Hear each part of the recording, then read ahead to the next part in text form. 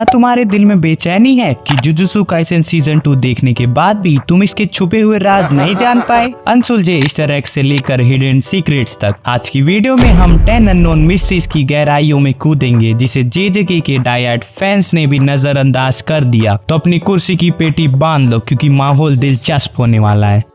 Jujutsu Kaisen story of curse spirits जो दो mediums में प्रेजेंटेड है, एनिमी एंड मांगा। बट कौन सा सोर्स मटेरियल हीरा है और कौन सा पीतल? एनिमी के फैसिनेटिंग फ्रेम्स या फिर मांगा के कॉम्प्लेक्स डिटेल्स? चलो इस डिबेट को खत्म करते हैं। देखो, मुझे रीडर्स और व्यूअर्स में मार्केट नहीं करानी, इसलिए एनिमी और मांगा की चॉइस तुम्हारी है। पर श्योरली एनिमी हीरे जैसे मांगा को जौहरी की तरह तराशता है, जिसने कुछ ही सालों में एक तगड़ी फैंडम खड़ी कर दी, जिसका मेजर क्रेडिट जाता है मापा स्टूडियो को, जहां इसके सीजन 2 से भी एक्सपेक्टेशंस हाई थी। एंड भाई साहब क्या माल बनाया है। क्या मतलब एनिमेटर्स आत्महत्या कर रहे हैं? जोक्स साइड, एक आर्ट फॉर्म पर सीरियस टेक लेते हुए एनिमी सीरीज मांगा को और बेटर वे में प्रेजेंट करती है एंड बिना रेस्ट्रिक्शन और डर के बहुत सारे एसेंशियल चेंज भी करती है जो एंटायरली न्यू एक्सपीरियंस देता है। एग्जाम्पल है इसका आर्ट स्टाइल, जहाँ मांगा के थिक एंड शार्प लाइंस के मुकाबले इस बार सिंपल और स्लिक स्टाइल का यूज किया गया जो उसे यूनिक आइडेंटिटी देता है। वही दूसरी तरफ इसके एक्शन सीन्स, भाई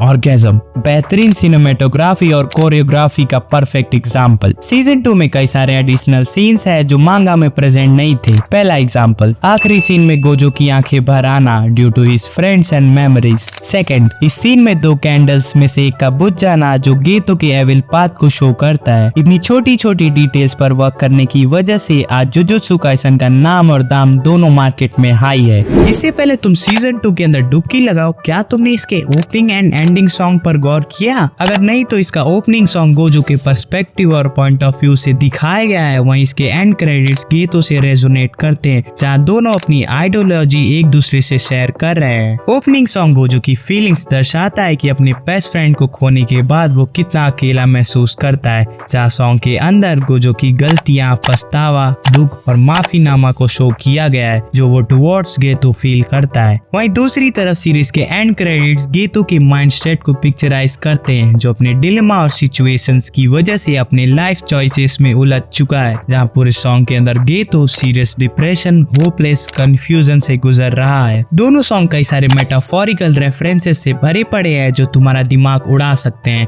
एंड इसके लिरिक्स भी डीप मीनिंग्स और दोनों कैरेक्टर्स के डिफरेंट साइकोलॉजी को ब्यूटीफुली एक्सप्रेस करते हैं। तो भाई लोग अब से इंट्रो और आउट्रो कभी मत मिस करना। सुगुरु गेतो एंड गोजो सातोरू सॉर्सरर की दुनिया के 2 नायाब कीमती हीरे जिनकी दोस्ती स्याही और कलम जैसी थी, पर ऐसा क्या हुआ कि दोनों ने डिफरेंट पाथ चूज कर लिया? सो गोजो और गेतो के बीच हमेशा स्ट्रॉन्ग बॉन्ड रहा, जहाँ इनकी रिलेशनशिप एक सोल की तरह प्योर थी। बट इन सब के बावजूद भी दोनों की आइडियोलॉजी में जमीन आसमान का फर्क था, जहाँ डिफरेंट पर्सपेक्टिव के साथ दोनों कई बार आर्ग्यूमेंट्स में आते रहे। गेतो ये मानता था कि हर ताकतवर आदमी को कमजोर लोगों की रक्षा करनी चाहिए एंड यही जुजुत्सु सॉर्सरर्स की ड्यूटी है। वहीं गोजो के अकॉर्डिंग नॉन सॉर्सरर्स को अपनी रिस्पॉन्सिबिलिटी और रीजन सॉर्सरर्स पर नहीं थोपनी चाहिए। दोनों स्पेशल ग्रेड सॉर्सरर्स ने खुद को दी स्ट्रॉन्गेस्ट का टैग देकर रखा था एंड हमेशा बैटल्स में एक दूसरे को बैकअप करते थे। बट तोजी फुशिगिरो के साथ हुए इंसिडेंट के बाद गोजो अपनी सारी लिमिट्स पार करते हुए गॉड लेवल पावर अचीव करता है, जिसे बराबरी करना औकात के बाहर थी। इन सब की वजह से गोजो अकेले ही मिशंस पर जाने लगा बिना गेतो की परवाह किए, जिसकी वजह से गेतो और गोजो के बीच दूरियां बढ़ने लगी। गेतो और गोजो की डिफरेंट थिंकिंग का बेस्ट एग्जांपल तब मिला जब रिको अमनाई की डेथ हुई, जहां उस इंसिडेंट ने गोजो और गेतो की लाइफ चॉइसेस पर डिफरेंटली इम्पैक्ट डाला, जिससे जुजुत्सु वर्ल्ड का फ्यूचर जुड़ा था। जुजुत्सु काइसेन सीजन 2 के दिल दहला देने वाले पलों में से एक तोजी फुशिगिरो की एंट्री। बंदी ने वो कर दिखाया जिसे बड़े बड़े महारथी भी नहीं कर पाते थे, जहां लॉन्डे ने गोजो के इन्फिनिटी स्पिरिट को ब्रेक किया। बट सवाल ये है कि कैसे ये चमत्कार हकीकत में बदला? सो तोजी ये बात अच्छे से जानता था कि गोजो को हराना कोई मामूली बात नहीं है, बिकॉज ऑफ इस इन्फिनिटी कर्स टेक्निक, जहाँ वो स्पेस को इजीली कंट्रोल या मैनिपुलेट कर सकता है, जिसे कोई भी पर्सन या कर्स टेक्निक गोजो का बाल भी बाका नहीं कर सकता है। बट तोजी इन सब का तोड़ जानते हुए स्टार्टिंग से ही प्लानिंग एंड प्लॉटिंग में लग गया था। बस तोजी को उस मौके की तलाश थी जहाँ गोजो की शिक्षा इसका इफेक्ट कम हो जाए, जो उसे फाइनली मिलता है, जहाँ दोनों मैदान जंग में भिड़ते हैं। हैं। क्योंकि तोजी के पास कोई भी कर्स एनर्जी नहीं है, इसलिए उसके मूवमेंट्स को सेंस कर पाना गोजो के लिए बहुत चैलेंजिंग साबित हो रहा था। एंड भाई साहब, तोजी के फिजिकल एबिलिटीज का कोई मुकाबला नहीं है, जहां वो रॉकेट की स्पीड से गोजो के मूव्स को डॉज करता है। एंड अपने ट्रैप में फंसाने के बाद फाइनली वो मोमेंट आ ही गया। तोजी फाइनली अपने स्पेशल कर्स टूल से गोजो की इंफिनिटी को ब्रेक करता है, जो पॉसिबल हुआ इन्वर्टेड स्पीयर ऑफ हेवन की वजह से। एक ताकतवर कर्स टूल जो किसी भी और कर्स टेक्निक के कांटेक्ट में आते ही उसके इफेक्ट को खत्म कर देता है, यानी एकदम नास्ते नाबूद चाहे बेरहम कसाई की तरह तोजी गोजो के शरीर के चिथड़े चिथड़े कर देता है, जिससे साबित हो गया कि हर ताले की एक चाबी जरूर होती है। सीजन 2 के एंड के साथ ये साफ जाहिर हो गया है कि गेतो शुगुरु अब जुजुत्सु सोसाइटी का सबसे बड़ा एनिमी बन चुका है। बट ऐसा क्या हुआ कि ह्यूमैनिटी को प्रोटेक्ट करने वाला आदमी आज उन्हीं की जान लेना चाहता है? पहला रीजन, रिको अमानाई की डेथ। यस, जिसकी डेथ के बाद गेतो के बिलीफ्स और आइडियोलॉजी डगमगाना शुरू हो गई थी। आखिरकार क्यों वो नॉन कर्स यूजर को बचा रहा? क्योंकि वही तो इन सब की जिम्मेदार है जिनकी वजह से कर्स स्पिरिट का जन्म होता है, एंड वही दुनिया के लिए खतरा पैदा कर रहे हैं। गेतो सॉर्सरर्स को अपना परिवार का हिस्सा मानता था, एंड वो नहीं चाहता था कि हमारे जैसे स्ट्रॉन्ग एंटाइटिस अपनी जान यूं इन बंदरों को बचाने में गवा दे जिन्हें वो वर्थलेस और दोषी मानता है। सेकेंड रीजन, उसका बेस्ट फ्रेंड गोजो। सुनने में थोड़ा अजीब लगेगा पर यही सच है। गेतो हमेशा से गोजो पर रिलाई करता था, जहाँ दोनों बातचीत से अपने सवालों का जवाब ढूंढ ही लेते थे। But after Toji Fushiguro incident Geto और गोजो अलग पोजीशन पर आ चुके थे, एंड अपने बेस्ट फ्रेंड का साथ ना होते हुए गेतो सीरियस डिप्रेशन और डिल्यूजन में चला जाता है, जहाँ उसे अब सही और गलत में फर्क जानना था। तीसरा और सबसे इम्पोर्टेंट रीजन, यूकी सुकुमो। यूकी से बात करते वक्त गेतो को उसके सारे सवालों का जवाब मिलता है, जहाँ अनइंटेंशनली यूकी गेतो को फाइनल पुश देती है टू गो ऑन बरसक। गेतो फाइनली ये डिसाइड करता है कि वो सारे नॉन कर्स यूजर को मौत के घाट उतार देगा एंड एक ऐसी दुनिया बनाएगा जहाँ सिर्फ सॉर्सरर्स का राज हो। गेतो अब कम्प्लीटली डार्क पाथ डिसाइड कर चुका है, जिसके आइडल गोल्स का रिजल्ट बेहद डिवास्टेटिंग होने वाला है। इस लड़की के बिना सीजन 2 अधूरा सा लगता है, तो आखिर ये है कौन और सब इसके पीछे क्यों पड़े हैं? सो इस क्यूट सी लड़की का नाम है रिको अमानाई, जिसका बचपन अकेलेपन में गुजरा, जहाँ 4 साल की उम्र में ही इसने अपने पेरेंट्स खो दिए थे, एंड तब से कुरोई इसकी देखभाल करती है। सो अब आते हैं मुद्दे पे। तो रिको अमानाई कोई आम लड़की नहीं है, वो मास्टर टेंगन के लिए स्टार प्लाज्मा वेसल है, जहाँ हर 5 साल में मास्टर टेंगन एक न्यू बॉडी में मर्ज होती है, जिसके लिए रिको परफेक्ट मैच है, जिससे जुजुत्सु सोसाइटी में शांति बने रहे और कोई भी तबाही ना मचे।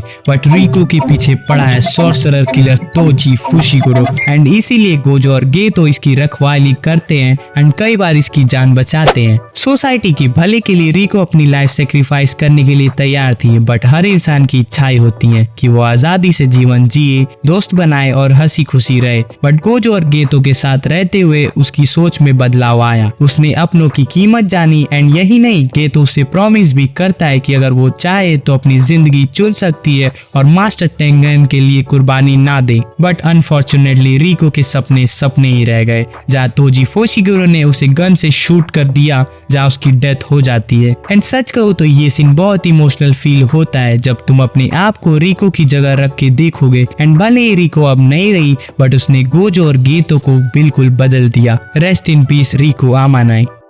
क्या गोजो सातोरू जुजुत्सु काइसन का वो टाइम बॉम्ब है जो सही समय के बाद विलन के रूप में फटेगा?